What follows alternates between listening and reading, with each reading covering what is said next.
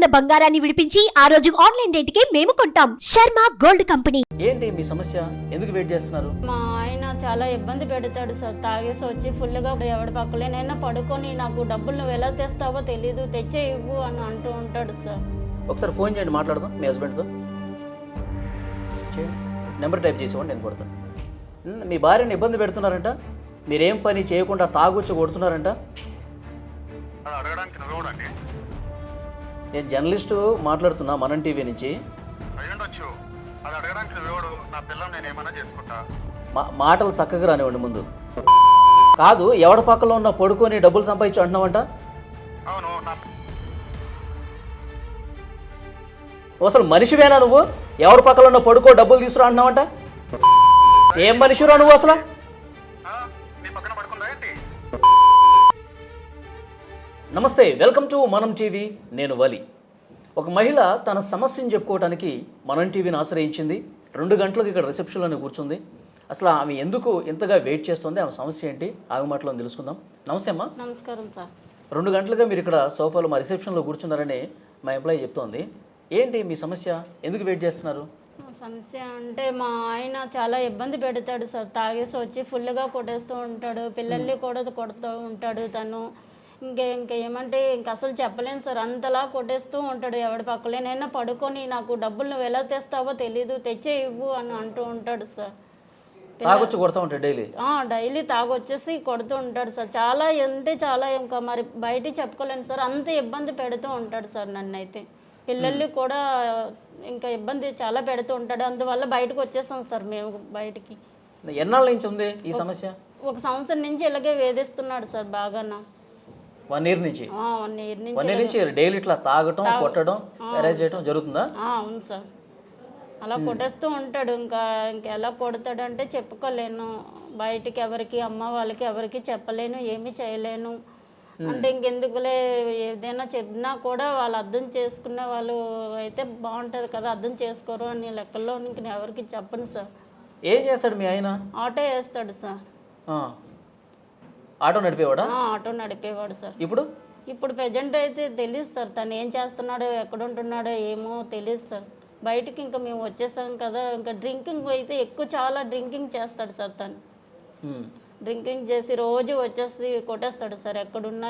ఇంట్లో నుంచి మీరు పూర్తిగా వచ్చేసారా? ఇంట్లో నుంచి వచ్చేసాను సార్ పూర్తిగా. పిల్లలు తీసుకొని వచ్చేసాను. ఎంతమంది మీకు పిల్లలు? 2 సార్. 2 ఆడపిల్లలే. ఒక పాపకి 7వ సంవత్సరం, ఒక పాపకి 5వ సంవత్సరం ఉంటుంది. ఇప్పుడు పిల్లలు చదివిస్తున్నారా లేదా? చదువుతున్నారు కానీ హాస్టల్లో జాయిన్ చేశాను సార్ వాళ్ళిద్దరిని. హాస్టల్లో చదువుతున్నారు. ఇంకా నాతో పాటు ఉంటే వాళ్ళ లైఫ్ పాడైపోద్ది కదా అని హాస్టల్లో వేసేసాను వాళ్ళు. మీరు ఇంట్లో నుంచి వచ్చేసారంటారు కదా, ఎక్కడ ఉంటున్నారు మరి? ప్రెజెంట్ అయితే అక్కాళ్ళ వాళ్ళ ఇంట్లో ఉంటున్నాను సార్ నేను. ఓకే. అక్కాళ్ళ ఇంట్లో తలదాచుకున్నాను. కానీ అవునా ఇంకా వేధిస్తున్నాడు, ఎక్కడున్నాను ఏం చేస్తున్నాను అని ఇంకా అలాగ అడుగుతూ ఉంటున్నాడు అందరినీ. మళ్ళా ఎలా చేద్దామా అని లెక్క. మీ అక్క వాళ్ళ ఇంటికి కూడా వస్తూ ఉంటాడా? అప్పుడప్పుడు ఎప్పుడో వస్తూ ఉంటాడు తను. అప్పుడు నేను ఉండను కదా, వెళ్ళిపోతాను బయటికి. అక్క వాళ్ళు నాకు చెప్తూ ఉంటారు, ఇలాగ మీ ఆయన గారు వచ్చారు, ఇక్కడ గొడవ పెడుతున్నాడు నీ గురించి అని అడుగుతూ ఉంటారు సార్ తను.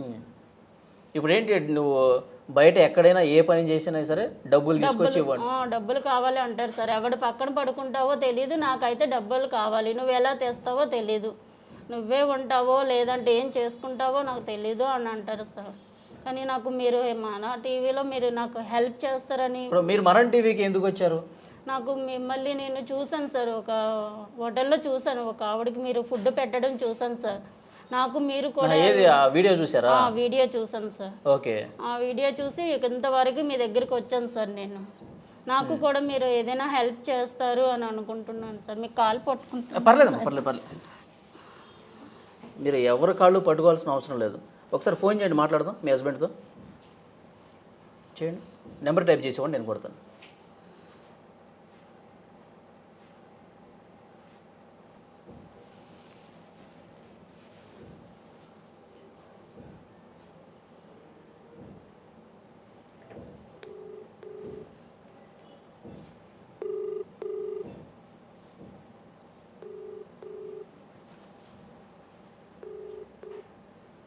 హలో హలో హలో హలో, నేను వలి మాట్లాడుతున్నానండి, జర్నలిస్టు, మనం టీవీ నుంచి మాట్లాడుతున్నాను. చెప్పండి.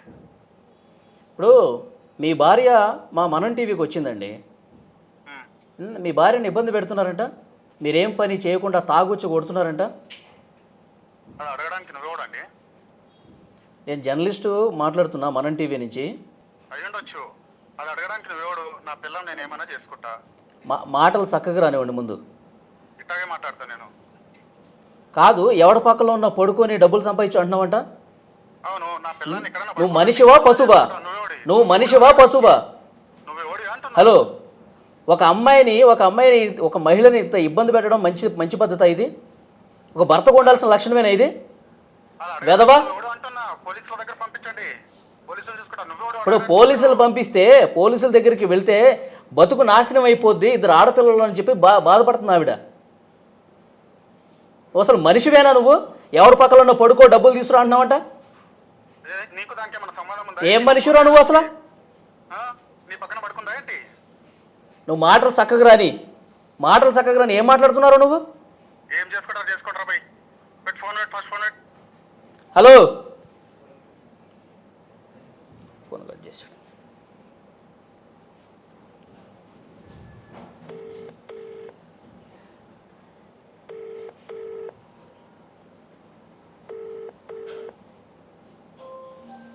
నువ్వు అసలు ఎట్లా ఉంటున్నావు మా వీడితో? వీడంతా వెదవలా ఉన్నాడు వీడు. సార్ మరి ఆ టార్చర్ పడకే నేను ఇలా బయటకు వచ్చేసి కట్ చేశాడు.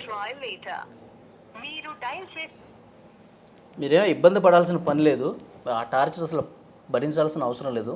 మనం టీవీ మీకు భరోసా ఇస్తుంది. మీరు పోలీసులకి కంప్లైంట్ ఎందుకు చేయలేదు అసలు?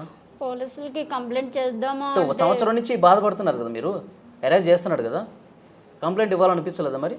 ఎందుకంటే వాటి చుట్టూ ఎవరు తిరుగుతారు సార్, అన్ని ఇద్దరు పిల్లలు పట్టుకొని తిరగాలంటే నా వల్ల వాళ్ళు కూడా ఇదవుతారు అని నేను కంప్లైంట్ ఇవ్వలేదు సార్.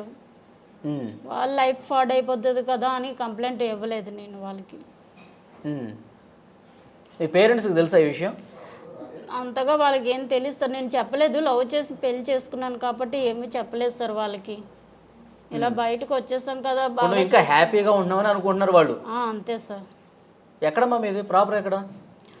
ఇక్కడే సార్. ఇక్కడే? ఇక్కడే.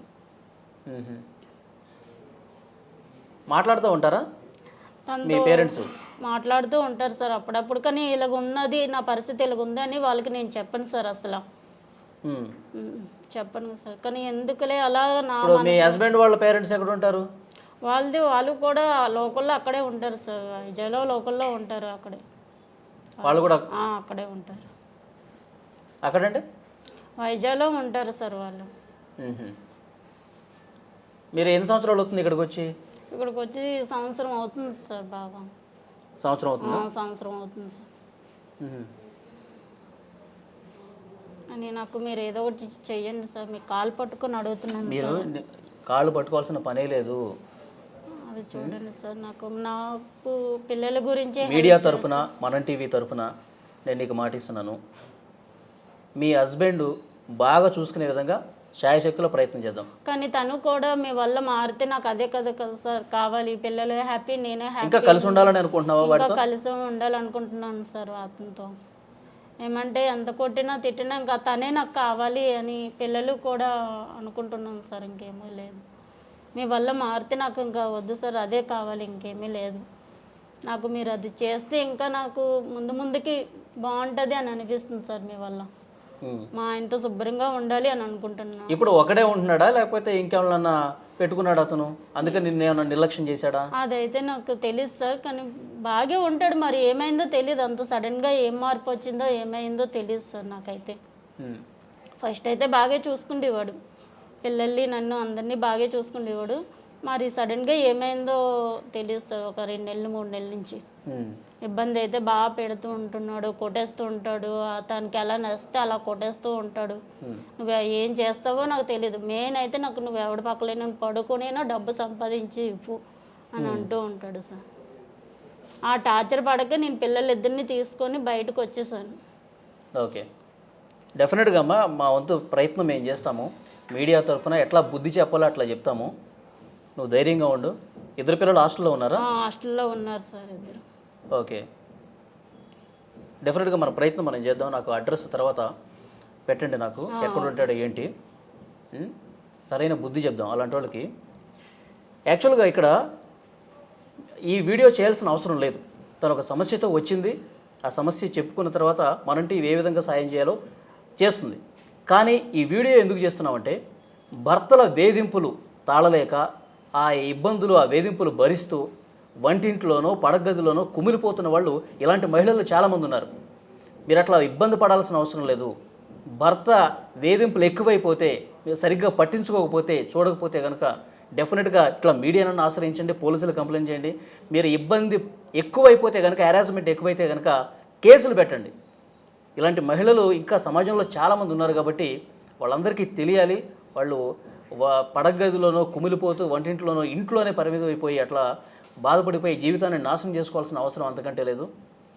మన లైఫ్ బాగుండాలి ఫైనల్గా. సో డెఫినెట్గా ఈ వీడియో చేయడానికి కారణం ఏంటంటే ఇలాంటి మహిళలు చాలామంది ఉన్నారు, చాలా వేధింపులకు గురవుతున్నారు. వాళ్ళందరూ బయటకు రావాలి. ఈ మహిళకు నేను మనం టీవీ తరఫున భరోసా ఇస్తున్నాను. డెఫినెట్గా నీకు న్యాయం జరిగే విధంగా, మీ ఫ్యామిలీ బాగుండే విధంగా, 2 ఆడపిల్లలు అని చెప్తున్నావు, నీ లైఫ్ హ్యాపీగా ఉండే విధంగా మనం టీవీ శాయశక్తిలో కృషి చేస్తుంది. ఓకేనమ్మా? Yeah, thank you.